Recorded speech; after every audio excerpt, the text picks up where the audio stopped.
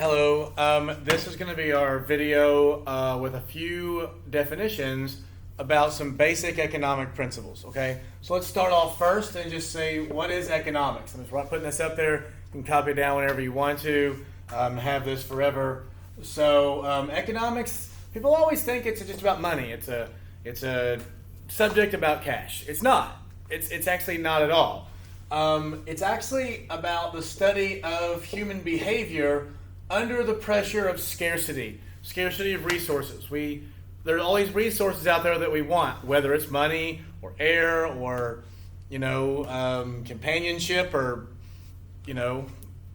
seafood or whatever. There's so many resources and so much stuff we want, and it's scarce, right? And so we behave differently when there's scarcity.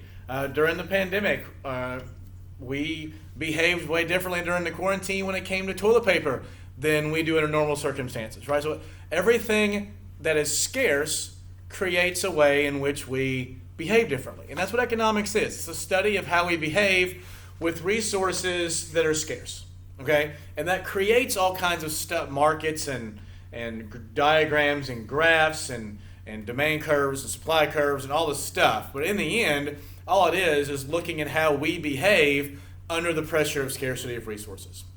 Okay?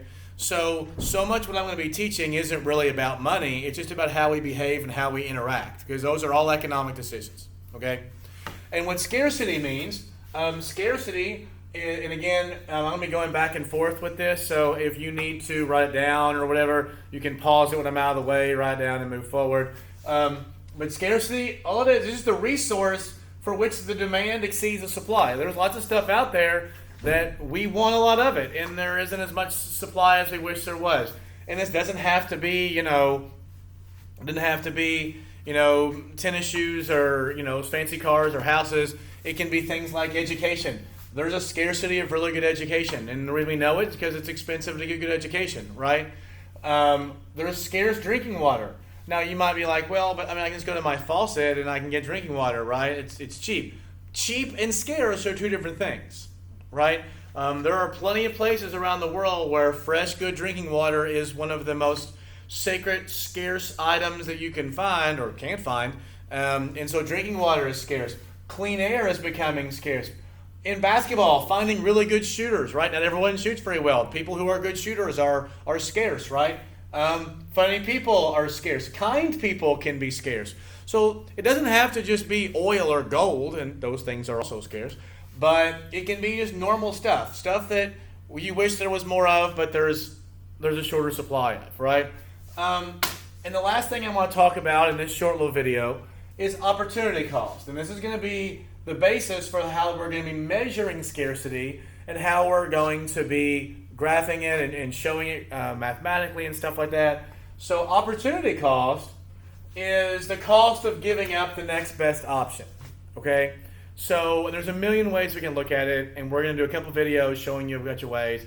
But let's just look at two movies, movie one versus movie two, okay? So let's say that you and your friend want to go to two movies. You want to go see movie one, your friend wants to go see movie two, okay? So let's say that this is an action movie, and you really want to go see an action movie, and your friend really wants to go see a romantic comedy, a rom-com. All right, so you want to see an action movie, your friend wants to see a romantic comedy. It's not that you hate rom-coms, you just don't want to see one right now.